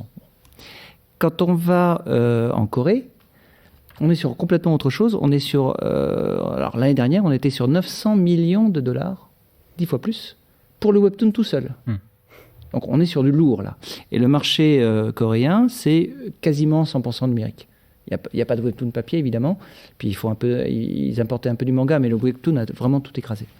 Et quand on va au Japon, alors c'est encore autre chose. On a un marché du manga de 2,5 milliards de dollars. On est sur du très, très, très lourd. Et on a des choses intéressantes, c'est-à-dire que le manga numérique a déjà dépassé le manga papier il y a 2 ans. Ça y est, le ciseau est fait. Et le manga numérique représente aujourd'hui 85% de la production numérique. C'est-à-dire qu'en fait, il y a 15% d'EPUB, de livres texte, oui, et 85% de BD numérique, manga, et qui est aussi en EPUB, mais qui est pas du texte, qui est de la bande dessinée. Donc c'est énorme, c'est du très lourd. Donc le rêve qu'on devrait avoir en Europe, c'est de monter au moins au niveau de la Corée quand même. Et on en est loin. Alors quand on essaye d'avoir les chiffres français ou européens, déjà français c'est mieux qu'ailleurs, mais c'est vraiment pas grand-chose aujourd'hui. Vraiment, vraiment pas grand-chose. Et quand on a essayé de pousser ce projet Divina à un niveau européen, on a essayé de trouver des partenaires. En Italie, il y a une culture de la BD en Italie, en Allemagne et tout. Et ben on a trouvé personne intéressé sur la BD numérique, le BD... il y avait personne, trop novateur, trop loin du marché, donc il y avait personne s'y intéressait réellement. Donc on a en France, on a Europe Comics, qui couvre l'Europe sur de la BD numérique numérisée, mais c'est un des seuls exemples de distributeurs de BD numérique qui poussent les feux en Europe en fait. Donc oui, il y a du chemin. Effectivement, les chiffres européens, ou en tout cas français, quand on essaye de les avoir, parce que c'est très difficile, on est plus autour de 1,5% du marché de la bande dessinée qui serait représenté par le secteur numérique. Donc on est dans quelque chose d'assez dérisoire du point de vue de la totalité du marché de la bande dessinée. Juste, pardon, pour répondre à la question du modèle économique... oui, donc la prochaine bande défilée, celle de la Horde du Contrevent, on va explorer aussi de ce point de vue-là, parce qu'on ne peut pas produire des œuvres qui coûtent cher et les distribuer gratuitement toute notre vie. On va faire au moins comme le boulanger qui fait son pain et qui le vend, quoi. Voilà, ça c'est un peu mon horizon. On va explorer 2 choses. La première, comme disait tout à l'heure Camille, c'est de commencer l'expérience en ligne, de pas du tout avoir besoin de télécharger quoi que ce soit, et de créer une expérience freemium, c'est-à-dire qui commence gratuite. Par exemple, le premier chapitre, il y a 20 chapitres en tout, Donc le premier chapitre est complètement gratuit, accessible dans toutes les langues. Et au bout de ce premier chapitre, on peut ensuite décider de poursuivre la lecture ou pas. Moi, j'estime qu'au bout d'un chapitre de lu, soit on a envie de continuer, soit on n'a pas envie de continuer. Et ça me va très bien que les gens n'aient pas envie de continuer, mais je trouve qu'ils ont eu le droit au feuilletage suffisant pour savoir où ils s'embarquent. Et donc, au bout du premier chapitre, il y a à ce moment-là le prix, qui sera évidemment différent en fonction des territoires, en fonction des pouvoirs d'achat des gens, etc. etc. Et l'idée, c'est à travers le prix qu'on fait payer pour une bande défilée, c'est de pouvoir financer celles d'après, en fait, et de pouvoir en faire d'autres. Et tu vas le déployer en application ? Ce sera déployé en application, en fait. Okay. Ce sera déployé en application parce que l'expérience applicative, d'un point de vue de l'artisanat, déjà, il faut se faire au bug. Si on peut avoir une expérience applicative, en fait, on a une expérience qui est complètement maîtrisée. On se rapproche beaucoup plus de quelque chose qu'on peut fine-tuner jusque dans les moindres détails. Mais c'est une expérience qu'on pourra commencer en ligne sur un navigateur internet, chose qui n'était pas du tout possible avec Falena en 2016 quand c'est sorti, en fait. Il aurait fallu complètement concevoir le projet différemment. Aujourd'hui, la technologie nous aide ça rend ça possible. Et puis c'est ta réflexion sur le modèle économique qui fait que tu changes aussi ton modèle de diffusion et de fabrication.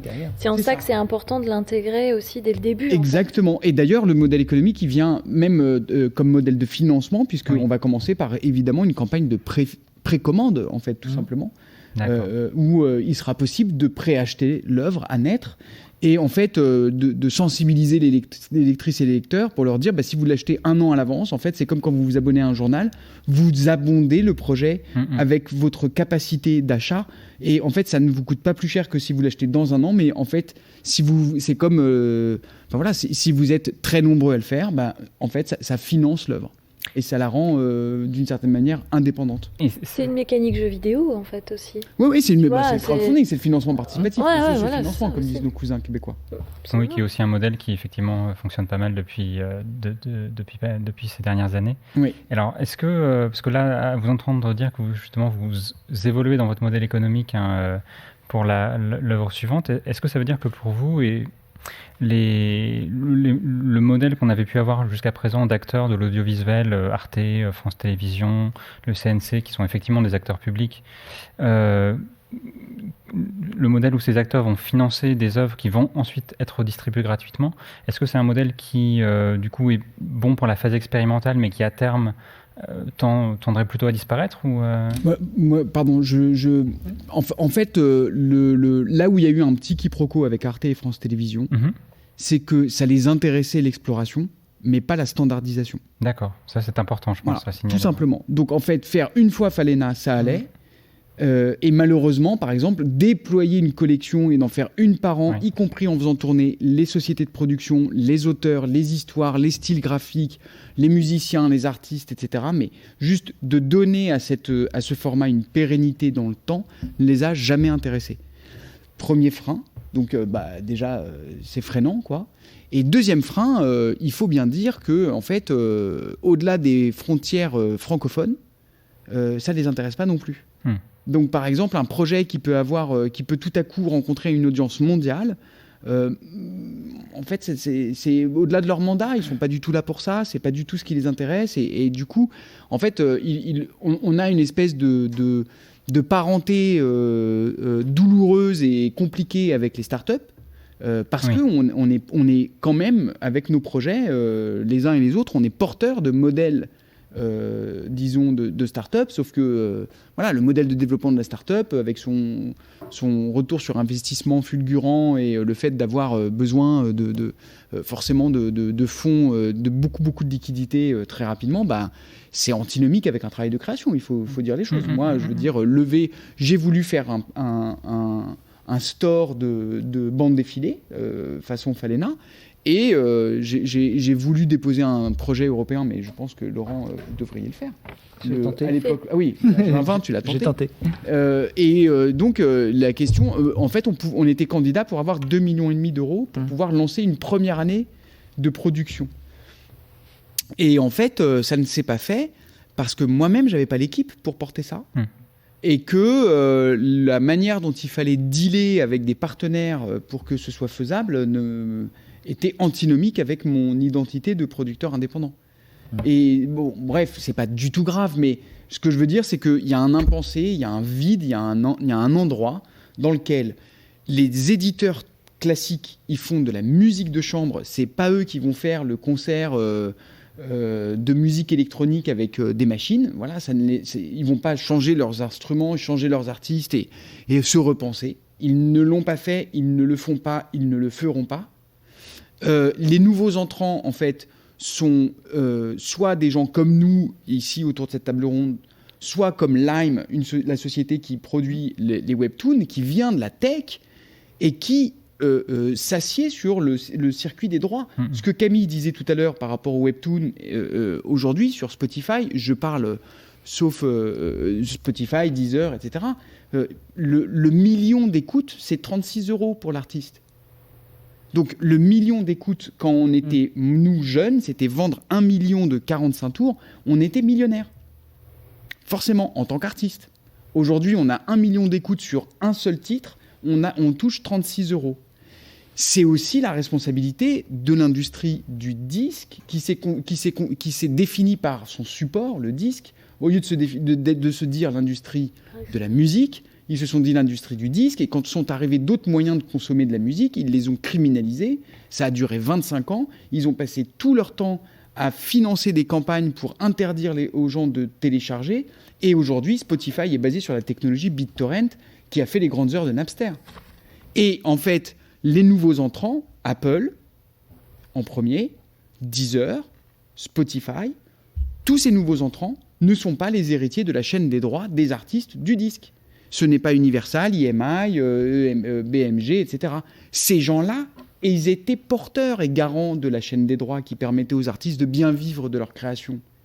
En ayant négligé et pas voulu faire leur propre virage technologique, c'est exactement comme les taxis et Uber, c'est la même chose. En ne faisant pas ce virage il y a 10-15 ans, ils ont en fait précipité les artistes dans les bras de personnes qui venaient d'ailleurs et dont la chaîne des droits et Beaumarchais n'était pas la priorité. Et aujourd'hui, les artistes sont tributaires de ce virage raté par l'ensemble des industries culturelles. Mais tous, quoi. L'édition, la musique, le cinéma pour partie, ils ont vraiment tous fait exactement comme les taxis G7 avec Uber. C'est-à-dire qu'ils n'ont pas voulu géolocaliser, et puis après, ils n'ont pas compris pourquoi tout le monde allait chez Uber, qui ne paye pas bien, ne paye pas ses impôts en France, ne paye mal les chauffeurs. Enfin voilà, la plateformisation, elle a commencé, et la précarisation en fait des travailleurs auxquels on assiste aujourd'hui. J'en parle ici à la BNF parce que ça touche en premier les artistes et les secteurs culturels. Et justement, Camille, vous en parliez tout à l'heure, est-ce que ça, c'est une crainte que vous pouvez avoir ou que d'autres artistes peuvent avoir, ceux qui travaillent sur la création numérique ou sur la bande dessinée numérique, d'être, si un modèle économique se met en place, comme par exemple le webtoon, d'être en quelque sorte les perdants de cette évolution? Alors, pas facile. Sincèrement, en fait, il y avait plein de choses que je voulais dire, mais en fait, moi, ça va très bien. Ça fait 10 ans que je fais ce métier, ça fait 10 ans que j'évolue dans cet espace qui ne cesse de se redéfinir. Et j'apporterai une nuance dans ce que tu disais, Pierre, parce que typiquement avec Arte, la relation, ou avec Été, on a créé un feuilleton sur Instagram. Aujourd'hui, Arte, justement, a voulu pérenniser cette expérience-là et a créé un compte dédié au feuilleton, sous multiples formes, c'est-à-dire pas que sous de la bande dessinée, mais aussi de la série audiovisuelle, audiovisuelle, de la vidéo, quoi.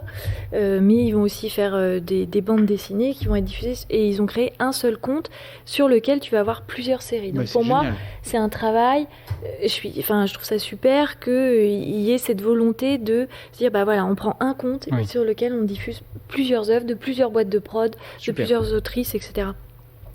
Et moi, en fait, ça va très bien parce que, en fait, contrairement à des auteurs de bande dessinée, parce que moi, je considère pas que je suis autrice de bande dessinée numérique. Ça fait partie des choses que je fais, mais je fais pas que ça. Contrairement à eux qui travaillent pendant 2 ans à écrire avec, 3 000 €, 4 000 €, si la maison d'édition leur a donné des sous. Moi, il y a plein d'étapes de financement où, grâce à une logique de préfinancement, c'est-à-dire ce que j'appelle le préfinancement, c'est-à-dire le CNC, des fonds d'aide publique en région, etc., qui font qu'en fait j'ai des aides à l'écriture, en développement. Donc moi, un projet se déroule en 3 grandes phases: une aide à l'écriture, une aide au développement où en fait on fait du prototypage, on teste des trucs, on écrit la première partie d'une histoire, et ensuite la production où là, une fois qu'on a bien compris comment on allait développer, cadrer, etc., on fabrique. Et à chaque étape, il y a des financements. Donc moi, je bénéficie de préfinancements qui font qu'en fait, même si l'œuvre, quand elle est diffusée, ne génère pas de droits, c'est-à-dire que quand par exemple, été, diffusé sur Instagram n'est pas reconnu comme un diffuseur, donc j'ai aucun droit. Oui. Mais c'est pas grave. Enfin, je sais que c'est pas bien de dire ça, mais enfin, je veux dire, bien sûr qu'à terme, c'est pas le modèle, quoi. Ben voilà, c'est-à-dire qu'aujourd'hui, moi, je vais dans des endroits où c'est pas dédié à ça, donc j'assume complètement que la diffusion de ça ne génère pas de droit. Après, Panama Albron, la SCAM reconnaît ces œuvres-là et je touche des droits, mais c'est peanuts par rapport à la télévision. Parce que le numérique, malheureusement, est toujours sous-estimé, dévoyé, alors que, par exemple, Panama Albron, et c'est ça où, moi, quand j'entends qu'il y a le marché n'est pas là, et je rejoins Pia, c'est pas vrai. Panama Albron, c'est 55 000 lecteurs, lectrices. La BD papier en fait 7 à 8 000. Oui. Donc je suis désolée. Et c'est 45 minutes en continu. Il y a 25% de l'audience qui a lu tout le récit en une seule fois. Donc 45 minutes sur un téléphone, d'un seul coup. Les gens, il n'y a pas de problème, ils sont là en fait. C'est juste qu'il faut leur proposer des choses. Et les chaînes de télé, Arte, typiquement quand on leur a proposé Été, ils n'avaient jamais fait ça. Ils s'étaient même pas dit qu'ils feraient un truc sur Instagram. Donc en fait, il y a juste un moment où il faut oser proposer. Et moi, c'est en ça que je dis que moi ça va et je suis pas inquiète. Puis de toute façon, si j'étais inquiète, j'arrêterais de faire ce métier. Parce que comme je sais jamais ce que je vais faire dans 6 mois, sinon je vais faire une syncope. Donc il vaut mieux que j'accepte d'évoluer toujours dans ce monde qui évolue, qui se redéfinit. Et soi-même, il faut se redéfinir en fait, c'est tout. Il faut accepter que ce que l'on fait peut disparaître. Il y a des trucs que j'ai fait qui étaient en ligne en 2014 qui ne sont plus en ligne aujourd'hui et qui disparaissent parce que obsolescence technique, obsolescence des diffusions aussi, c'est-à-dire une chaîne de télé s'engage sur 3, 5, 7 ans et après c'est fini. Bon ben voilà, mais en fait c'est pas grave qu'il y ait des choses qui disparaissent. Je dis ça à la BNF qui veut faire... Mais je veux dire, on a le droit à l'oubli aussi. Il y a des choses qui peuvent nous traverser et disparaître ensuite. Donc, bref, voilà. Donc ça fait plein de choses très différentes que j'ai dites, mais non, je suis pas inquiète. Moi, ça va. Je voulais juste rajouter un petit détail sur ce qu'a dit Pierre tout à l'heure en disant que les éditeurs suivent pas. On voit quand même que des plateformes comme Delcourt ou Isneo, c'est des plateformes françaises qui tentent, qui innovent. Sur des produits qui ont eu du succès ailleurs, mais c'est là où ils sont sûrs de trouver un public rapidement. Et du coup, on n'a pas encore de grosses plateformes japonaises ou coréennes. Line n'est pas encore installé complètement en France. Il n'a pas encore tout écrasé. Parce que Line, demain, ça pourrait être le Spotify de la bande dessinée. Et il n'a pas encore tout écrasé. Donc, il y a encore de l'espoir. Il y a quand même des boîtes qui poussent. Non, mais bien sûr. Mais je disais juste... Je disais juste que les pionniers et les gestionnaires coexistent. Qu'aujourd'hui, les grands mastodontes de la culture sont gérés par des gestionnaires. Ce n'est pas des gens qui ont fondé les boîtes. Walt Disney, on en parle. C'est vraiment... Walt Disney, il est devenu clochard. Et il était le seul à croire dans le film d'animation. Je veux dire, il a mangé des épluchures de patates. Et voilà, sa vie ressemble beaucoup plus à la vie des auteurs d'aujourd'hui, où nos vies à nous ressemblent à celle de Walt Disney à ses débuts, beaucoup plus qu'au type dont j'ignore le nom, qui gère aujourd'hui son empire. Et en fait, c'est ça que je voulais dire, c'est que ce qui manque dans les empires culturels qui aujourd'hui déterminent les marchés, c'est pas tant des visions que des gens en fait qui ont créé, qui ont fondé. Et je trouve que, enfin voilà, moi pour avoir été en dialogue avec énormément de personnes responsables, très haut niveau, dans plein d'industries de la culture, tout confondu, et je veux jeter la pierre à personne, mais c'est des gens qui ont fait des grandes écoles et qui gèrent du commerce. Et en fait, quand tu discutes avec des gens comme ça de ce qu'on pourrait faire et qui pourraient juste mettre à disposition des enfants et des adolescents d'aujourd'hui et des jeunes d'aujourd'hui des vrais outils qui viendraient concurrencer les dizaines d'heures qu'on passe par mois comme des crétins à se momifier devant des réseaux sociaux, c'est pas des enjeux pour eux. Ce ne sont pas des enjeux. Parce que ils sont assis sur des modèles économiques qui fonctionnent malgré tout. Ça fonctionne, quoi. Et en fait, ce que je veux dire, c'est que créer et inventer, c'est encore quelque chose de différent que gérer et produire. Et en fait, le hiatus que je perçois dans cette époque, c'est que au Japon et en Corée, à la tête des empires culturels, il y a des fondateurs et des pionniers. Aux États-Unis, à la tête des techs, il y a des fondateurs et des pionniers, pas du tout à la tête de la culture. Les gros empires culturels sont quand même gérés par des héritiers ou par des gestionnaires. Et mine de rien, je ne sais pas si des chercheurs s'intéressent à ça, mais la manière dont on pilote des industries culturelles, bonjour l'oxymore, mais la manière dont on pilote des industries culturelles dans leur virage technologique pour réinventer des usages en conservant les médias, la bande dessinée, la lecture, voilà, encore une fois, l'industrie du livre, c'est pas l'industrie de la lecture, c'est bien dommage. Parce que si les gens œuvraient pour la lecture, bah, en fait, on est bien en termes de lecture aujourd'hui dans le monde. En termes de livres, moins. Mais en termes de lecture, on est bien. Donc, voilà. Bon, après, peut-être que c'est trop stratosphérique de dire ça, mais je pense que c'est au cœur de notre sujet, en fait. Et que derrière les discussions qu'on a, nous, il y a effectivement 66% des auteurs de BD qui ont un deuxième job et qui sont sous le seuil de pauvreté aujourd'hui en France, alors qu'on est le premier marché européen de la bande dessinée. Et du coup, c'est pas simplement un problème des clauses dans les contrats et des redistributions et des éditeurs et des relations entre les éditeurs et les auteurs. C'est un problème de qu'est-ce que fait un auteur quand il a une palette graphique, Photoshop, plein d'idées et le monde entier de l'autre côté de son écran. Pourquoi est-ce qu'il peut pas monétiser cette médiation culturelle-là ? Et je trouve que Divina, c'est ce que transporte la standardisation et le format que vous êtes en train de mettre sur place, et je souffle dans vos voiles, c'est peut-être à terme l'autonomie pour les auteurs de pouvoir dire, bah voilà, ok, donc mon histoire c'est ça, mon univers c'est ça, je le produis grâce à cet outil qui est libre ou payant ou avec un abonnement de 3 € par mois, peu importe, mais cet outil me permet d'adresser mon public. Et mon public, en fait, je passe le chapeau. Aujourd'hui, c'est comme ça que ça se passe sur YouTube, c'est comme ça que ça se passe avec Tipeee, c'est comme ça que ça se passe dans plein d'endroits. On peut micro-payer des créations. Mais encore une fois, c'est des outils qui ont émergé, par exemple, sur YouTube, pas du tout sur Isneo. Voilà, c'était juste pour dire que j'aspire à un monde dans lequel les créateurs auraient des outils qui leur permettraient de s'adresser en direct à leur public et qu'en fait, c'est ça on devrait tous les suivre en tant que producteurs, éditeurs, diffuseurs, marketeurs. On devrait suivre les tendances qui émergeraient toutes seules et les marchés se feraient de la rencontre directe entre les créateurs et le public. Et je pense qu'un des messages importants aussi, qui revient en fait régulièrement quand on parle de bande dessinée numérique, c'est qu'il y a de la demande, c'est-à-dire qu'on n'est pas sur quelque chose qui est complètement hors demande et que ça n'intéresserait personne. Il y a vraiment de la demande derrière. Et malgré tout, ce virage du modèle économique n'arrive pas encore à être complètement pris, en tout cas d'une façon qui permettrait des créations, comme vous dites, qu'un créateur qui d'emblée voudrait monétiser son œuvre, actuellement, ça reste complexe, quoi. Je crois qu'on arrive au bout du temps imparti.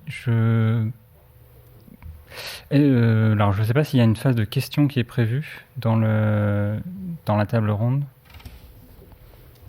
Je me tourne vers la régie. Sinon, je continue. Ok, donc je continue.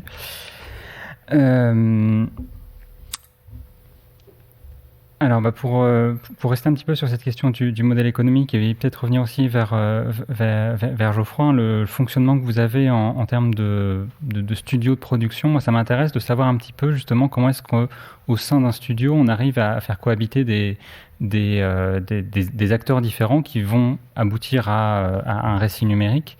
Quelle est la mécanique qui finalement permet au sein d'un studio de production comme le vôtre de générer ces œuvres que vous produisez dans la relation Oui, pardon. Là, encore une fois, on est assez proche de la bande dessinée parce que chez Novabox, en tout cas, on fonctionne avec un auteur, c'est souvent moi, et un illustrateur, Nicolas Fouquet, qui m'en est associé, qui va éventuellement travailler avec d'autres artistes sur les aspects visuels parce que il y a quand même beaucoup d'images qui sont produites sur chacun de nos jeux. Donc ça, c'est pour les aspects créatifs. On travaille aussi avec des musiciens pour mettre en musique les récits. Et de l'autre côté, il y a l'aspect technique. qui est évidemment important, évidemment assez high-tech, parce qu'on parle de jeux vidéo, les joueurs s'attendent à avoir quelque chose qui fonctionne bien, qui est rapide, qui n'a pas de ralentissement, qui a une fidélité visuelle et sonore qui est très très bonne. Mais c'est finalement pas si éloigné des autres industries culturelles. Quand on regarde du côté pour revenir toujours sur la bande dessinée, parce que c'est le sujet qui nous intéresse, de l'autre côté du miroir, il y a aussi les rotatifs qui vont permettre d'imprimer les différentes planches qui vont être ensuite acheminées vers l'éditeur pour finir dans une librairie, en fait. Et c'est un peu la même chose. Il y a un aspect technique qui est lié à la reproduction et à la mise en œuvre. Il y a l'aspect créatif qui lui est le même que pour une autre œuvre culturelle, je pense. Ça fonctionne plutôt bien, en d'autres termes. Mais c'est vrai qu'on est un peu à part dans le jeu vidéo. Souvent, un jeu vidéo va nécessiter une équipe relativement importante pour être développé. Là, on est vraiment sur les toutes petites équipes. Un jeu de Webbox, actuellement, ça va mettre en œuvre, tout compris, une dizaine de personnes, en comptant la traduction, en comptant l'édition, le proofreading, en comptant tout ce qui est distribution et tout ce qui est marketing. Donc c'est vraiment des équipes très réduites. On est assez proche de la bande dessinée finalement là aussi. Un auteur, un artiste, on fait un livre interactif. Vous développez sous Unity, quelle est la base pour NovaBox en fait?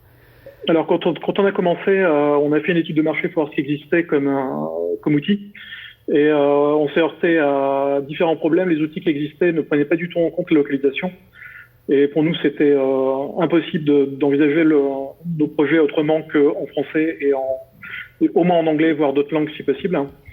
D'une part, et d'autre part, ça gérait très très mal les résolutions à l'époque. Donc c'est les deux raisons qui nous ont poussé à développer notre propre outil. Au départ, on était sur des technologies web, en fait. C'était des applications embarquées, des sites web embarqués dans une application. Et j'aurais aimé on les a édités sous licence open source au départ. Donc on n'a jamais vraiment ouvert le code parce qu'on n'a pas du tout le temps de s'y occuper. On est une trop petite équipe et maintenir un repos public avec du code, ça demande beaucoup d'investissement. Mais ça faisait partie de mes ambitions. J'ai toujours eu beaucoup d'affection pour le libre. J'aurais aimé que les outils soient disponibles pour tout le monde. C'est pour ça que je salue aussi le travail de Monsieur le maire. Mais malheureusement, on a été obligé de repasser sur des circuits fermés sur le dernier jeu. On voulait sortir sur console, Nintendo Switch en particulier, qui a un rapport à l'objet, qui est un rapport proche du livre, c'est ce qu'on recherchait, avec un modèle économique qui nous correspondait. Et on est repassé sur Unity tout en gardant notre moteur qu'on a sorti des techno-web pour l'adapter à Unity pour pouvoir adresser ce genre de plateforme. Et nous ouvrir aussi plus de possibilités de mise en scène parce que la web app reste quand même assez limitée au niveau de ce qu'on peut faire par rapport au moteur de jeux vidéo.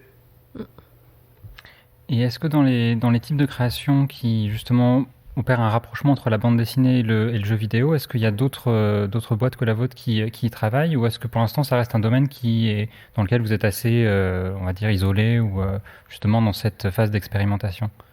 Alors quand on a commencé, notamment en France, on était très peu nombreux, mais c'est quelque chose qui se développe.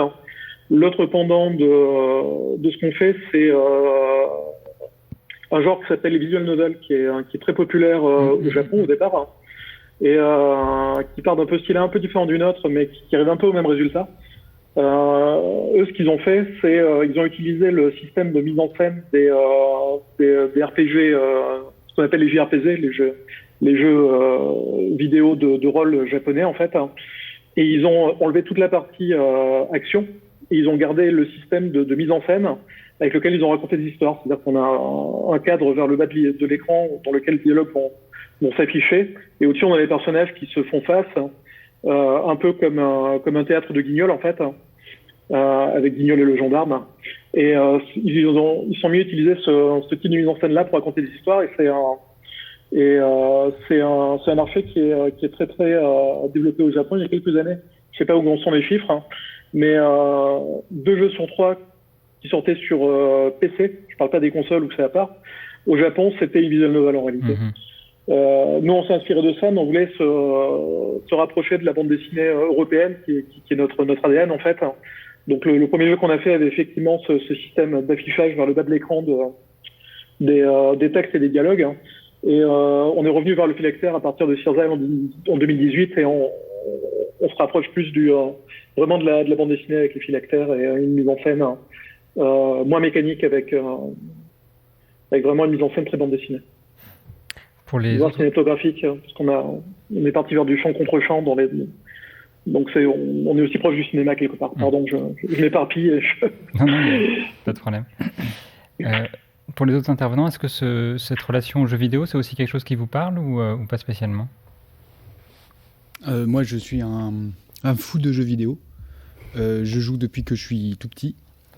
J'aime les jeux narratifs. J'ai des game designers que je suis comme on suit des cinéastes, quoi, ou des groupes de musique.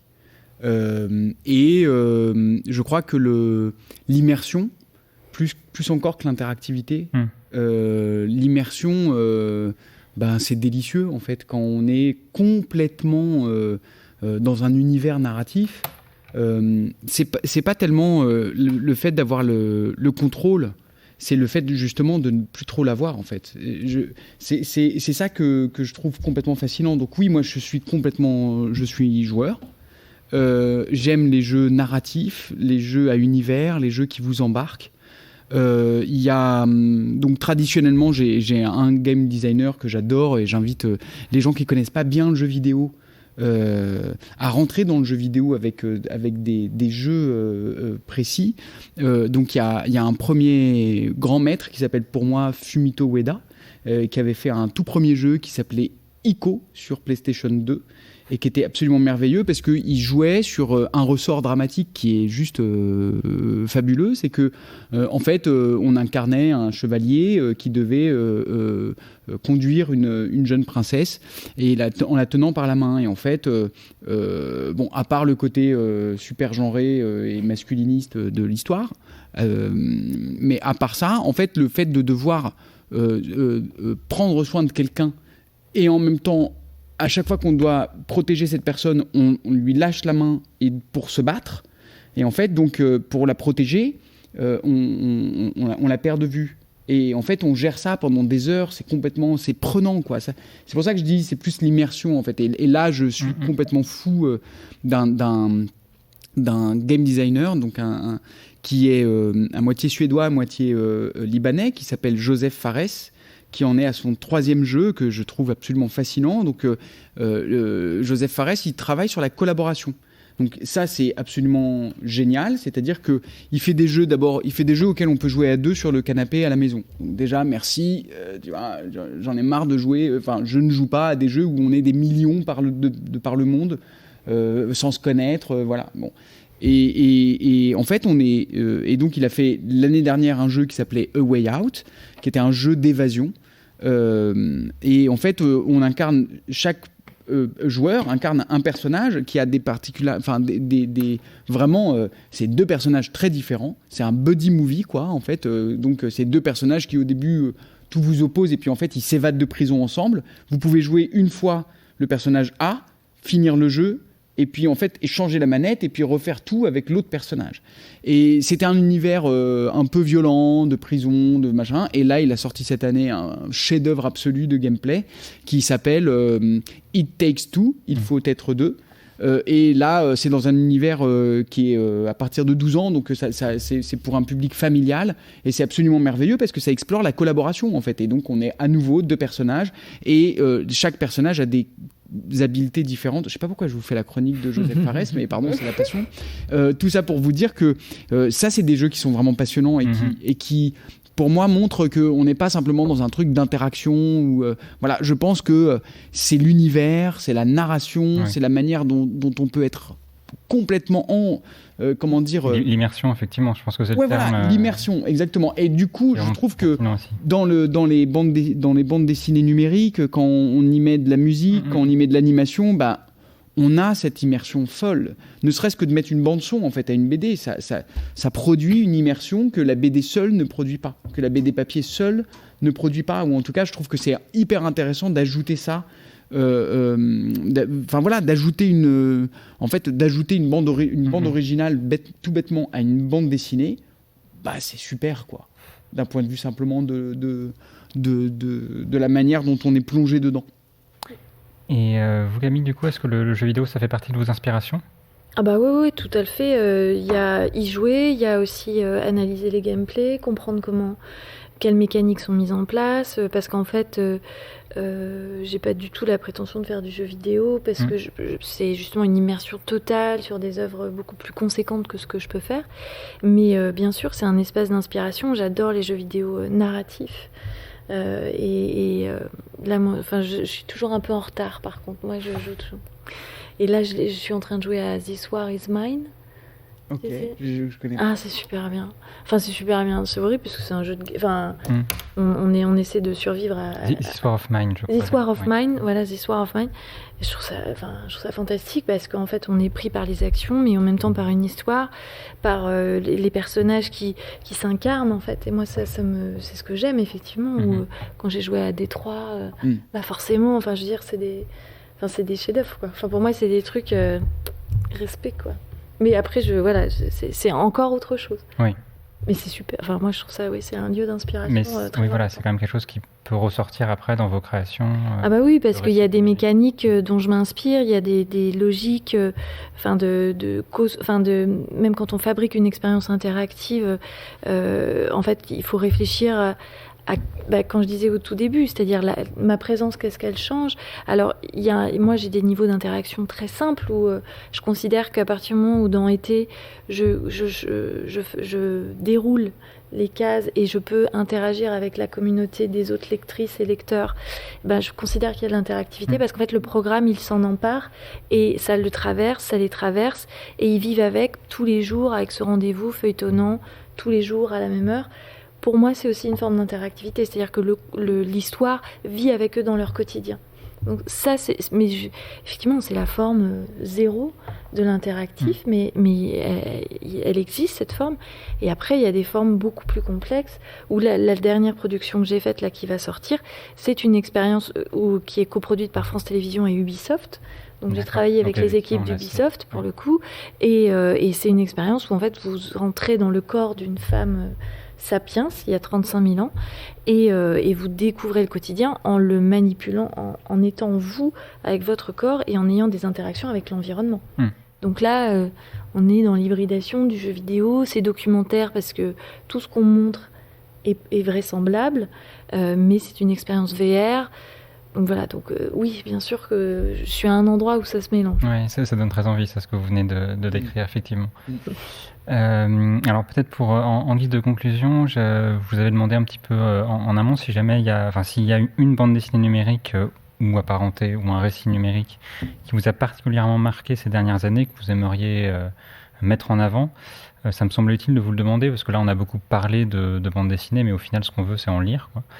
Voilà, donc je ne sais pas qui veut commencer. Geoffroy, est-ce que vous auriez un exemple à donner d'une bande dessinée numérique qui vous a marqué ?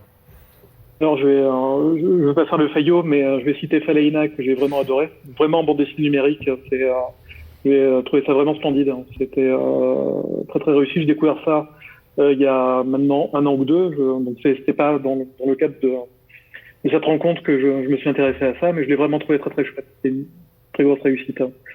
Après, du côté jeux vidéo, plus jeux vidéo narratif, il y a eu ces dernières années, il y a eu Disco Elysium qui est un sommet. Disco Elysium, qui est développé c'était le premier jeu d'un studio lituanien, si je dis pas de bêtises. Ils ont travaillé pendant 15 ans dessus, c'est absolument merveilleux. Il y a Katukiro Zero, pareil, qui a été développé en épisodique sur très longtemps, où on est mais là on est vraiment plus du côté jeu vidéo. Et ça, c'est pareil, c'est extraordinaire. C'est le jeu que j'aimerais faire quand je serai grand, quelque part. C'était vraiment très, très chouette. Voilà, je pourrais vous en citer plein. Donc, je vais peut-être m'arrêter là. Parfait, merci.